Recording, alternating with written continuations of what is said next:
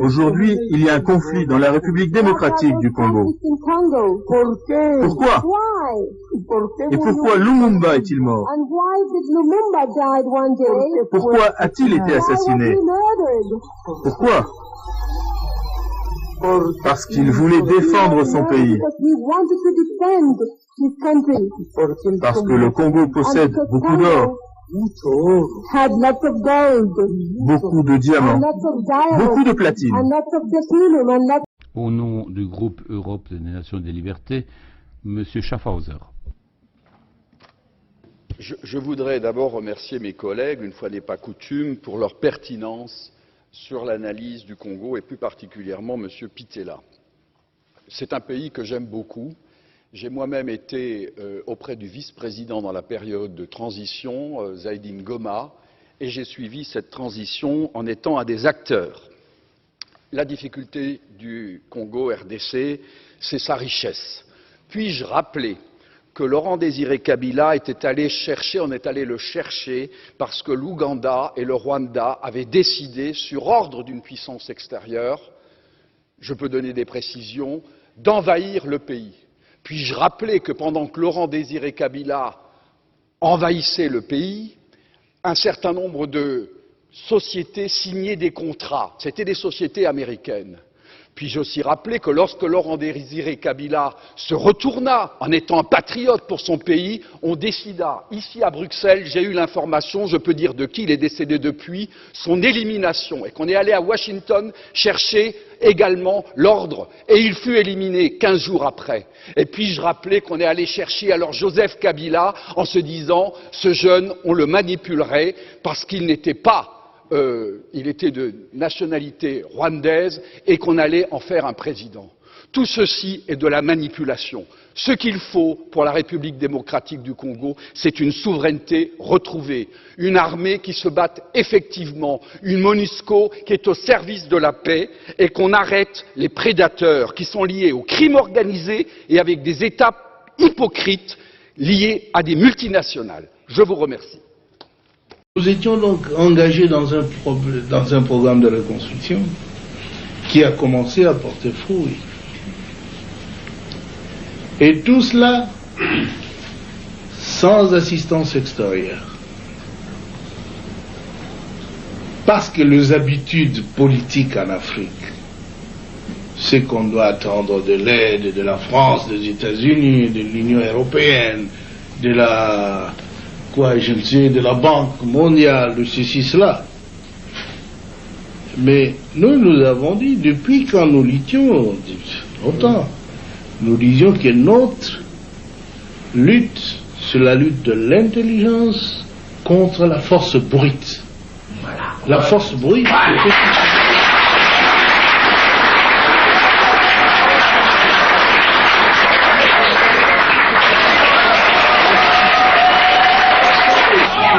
nous disions alors dans un des congrès au Maquis où il a participé en 1976 que parce que nous avons tout dans notre pays, nous ne pouvons même pas les demander de l'assistance dehors.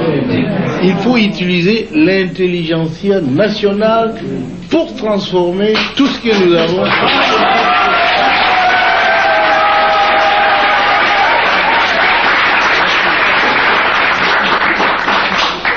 Ainsi donc, lorsque nous sommes arrivés au pouvoir, fort de cette conviction-là, et jusqu'aujourd'hui, nous essayons de transformer nos richesses, notre monde, l'environnement économique, social, culturel, avec l'argent de notre pays. On n'a jamais reçu un seul sou d'ailleurs.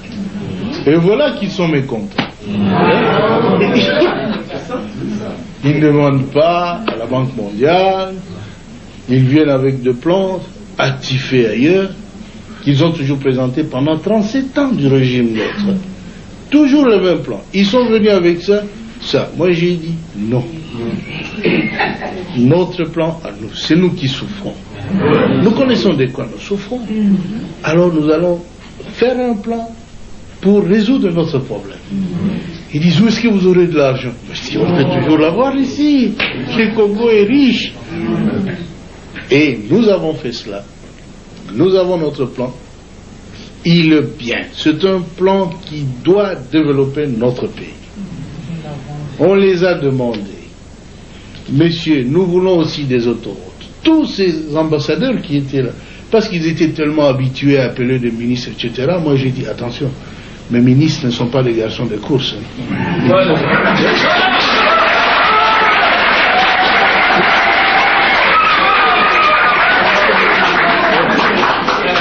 J'ai dit qu'il faut laisser le ministre résoudre le problème du pays.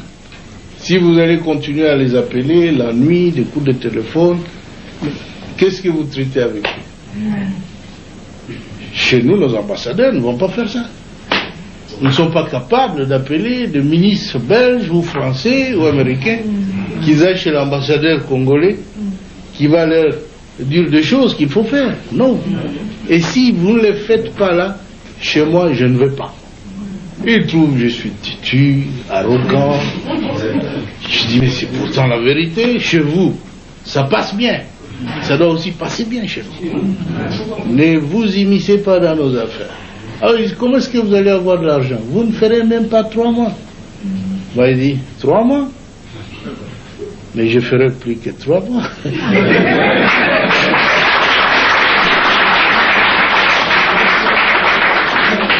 Ainsi, vous connaissez, nous avons préparé un bon plan de reconstruction du pays. Ils nous ont dit qu'il faut aller le défendre à Bruxelles. C'est vrai, oui, on a envoyé une délégation à une conférence qu'ils ont appelée la conférence des amis du Congo. Disons, jeunes hommes, allez-y, défendez notre plan.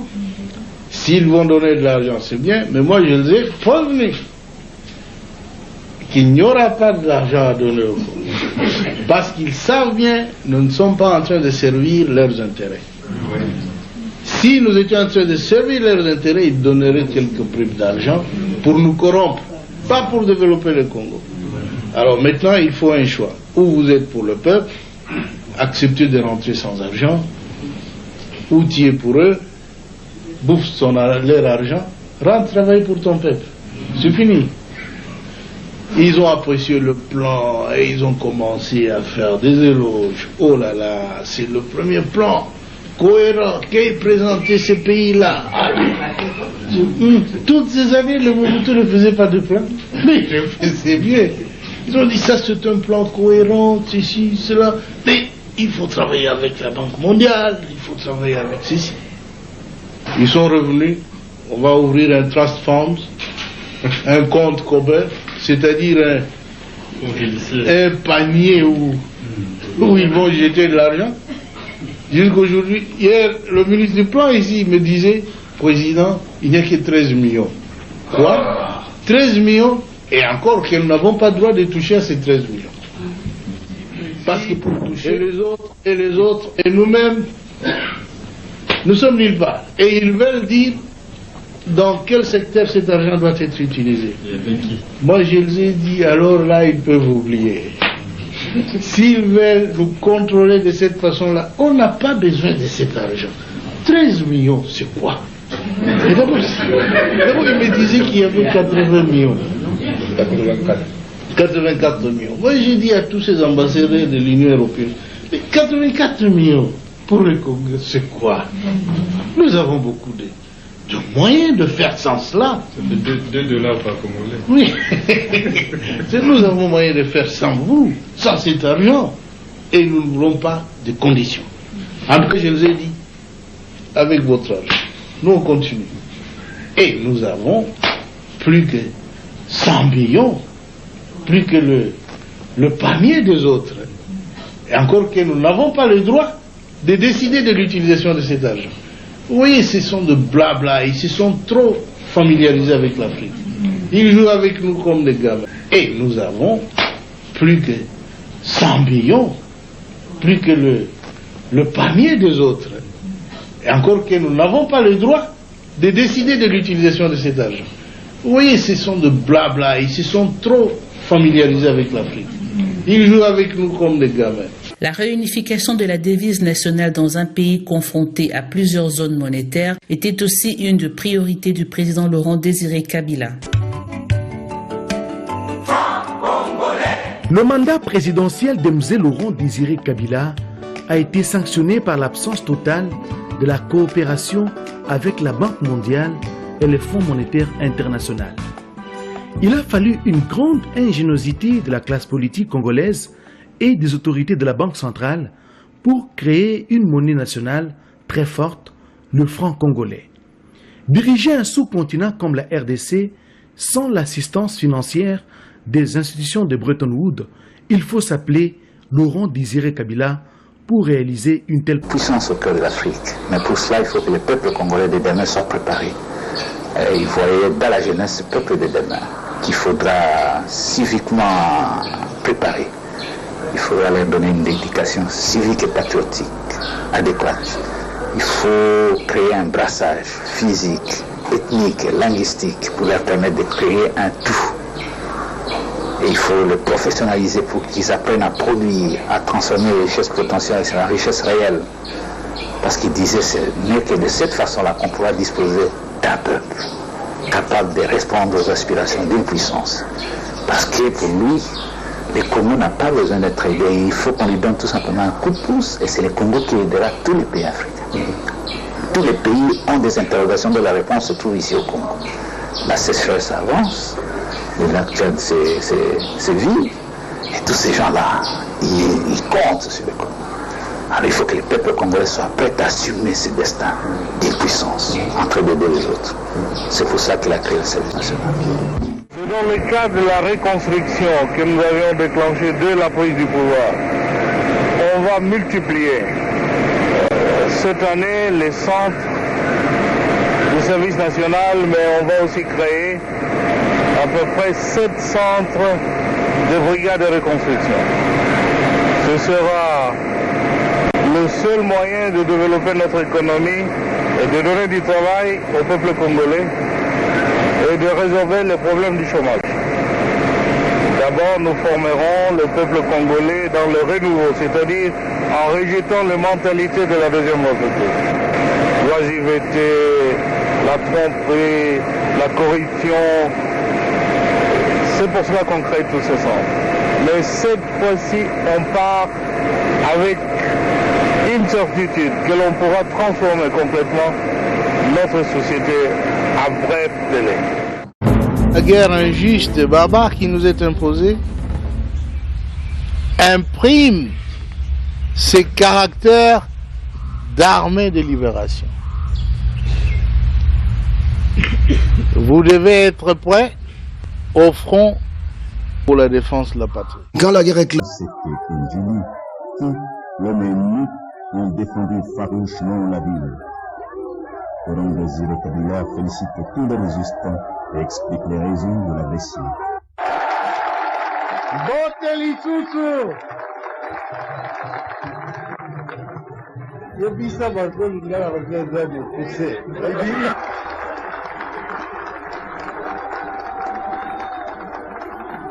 Peuple de Kinshasa, vous avez montré au monde entier que votre destin gît dans vos mains et que vous pouvez défendre vos droits fondamentaux lorsque une agression, même dirigée par l'extérieur, vous arrive, vous contraigne à vous défendre. Vous êtes un grand peuple, un peuple héroïque. C'est pas moi qui le dis. Ce sont tous ces étrangers qui vous ont vu vous battre main nue contre des agresseurs armés payés par l'étranger, envie de tenter de nouveau de vous replonger dans la misère pour vous dominer et vous maintenir sous la domination des grands pays et de leurs lèche-bottes, les Ougandais et les Rwandais.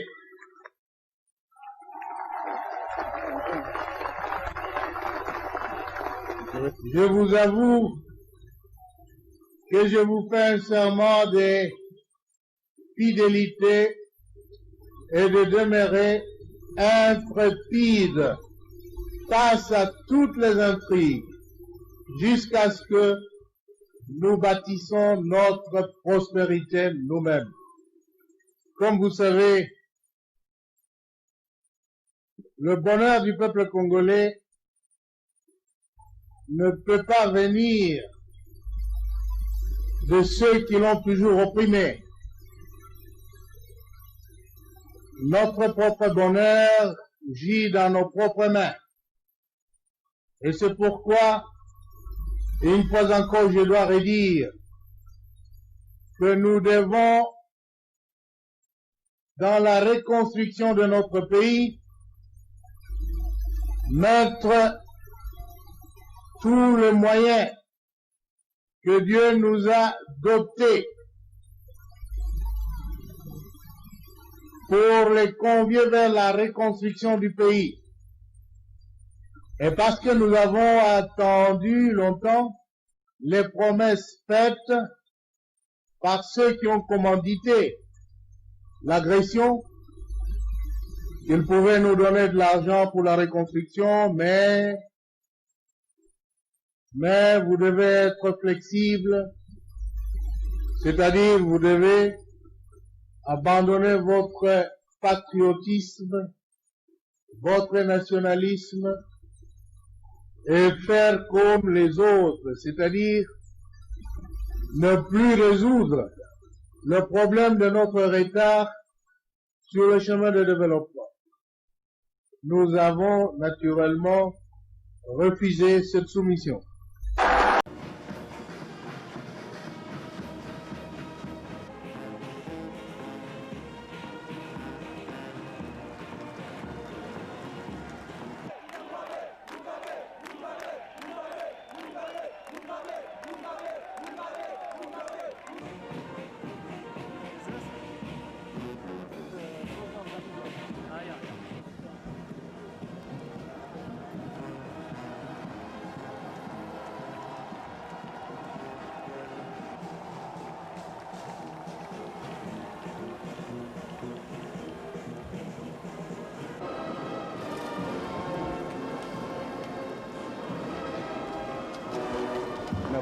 N'avancez pas, s'il vous plaît.